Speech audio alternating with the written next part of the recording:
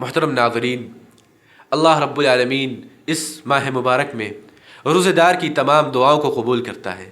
روزہ دار کی کسی بھی دعا کو اللہ رب العالمین رد نہیں کرتا، لہذا کوشش کیجئے کہ اس ماہ مبارک میں اللہ رب العالمین سے کثرت سے دعا مانگیے، اپنی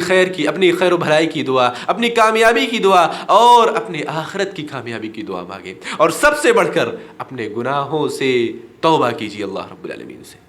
کیونکہ ہم میں سے کوئی بھی انسان ایسا نہیں ہے جو گناہوں سے مبرہ ہو، ہم میں سے کوئی بھی انسان ایسا نہیں ہے جس سے گناہ سرزد نہ ہوتے ہوں، ہم میں سے ہر شخص گنہگار ہے، لہذا کوشش کیجئے کہ اللہ رب العالمین سے کثرت سے اپنے گناہوں سے معافی مانگیے، اللہ رب العالمین سے گناہوں سے توبہ کیجئے، اپنے گناہوں سے اللہ رب العالمین سے۔ اور دیکھا جاتا ہے، مشاہدہ کیا جاتا ہے کہ بعض لوگ صرف رمضان المبارک کے مہینے میں گناہوں سے توبہ کرتے ہیں، رمضان المبارک کا مہینہ آیا وہ گناہوں کو چھوڑ دیتے ہیں، لیکن جیسے ہی رمضان المبارک کا مہینہ گزرتا ہے ان کی دوبارہ سے وہی پرانی روش، وہ پھر سے اسی طریقے سے اپنی زندگی کو گزارنے لگتے ہیں جس طرح سے وہ پہلے اپنی زندگی کو گزارا کرتے تھے۔ مثال کے طور پر ایک انسان سگریٹ نوشی کا عادی ہے، ایک انسان بد زبانی کا، گالی گلوچ کرنے کا عادی ہے،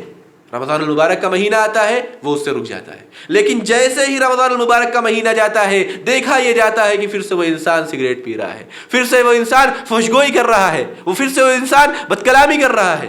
پھر سے وہ انسان غیبت کر رہا ہے، چغل خوری کر رہا ہے۔ شیخ الاسلام علامہ ابن تیمیہ رحمہ اللہ کا قول ان کے مجموع الفتاوی میں نقل ہے، وہ کہتے ہیں کہ ایسا شخص جو صرف رمضان المبارک میں ہی اپنے گناہوں سے باز رہتا ہے، جو صرف رمضان المبارک میں ہی گناہوں سے توبہ کرتا ہے اور اس کے بعد پھر گناہ کا ارتکاب کرنے لگتا ہے، تو ایسے شخص کا شمار مطلق توبہ کرنے والوں میں نہیں ہوگا۔